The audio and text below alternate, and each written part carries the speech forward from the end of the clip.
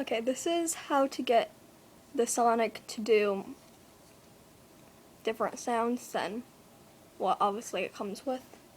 So, sound A is that, obviously, and sound B is. So, with that established, what you need to do to get the hidden one is, the first one was always a bit harder, but you're gonna basically press sound A 3 times and hold down the last click, but do it fast, so like,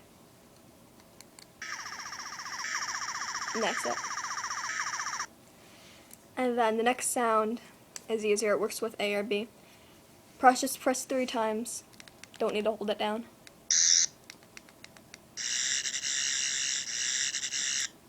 And that's really all. So both are quite simple, and those are hidden sound effects on the 11th Doctor Sonic Screwdriver.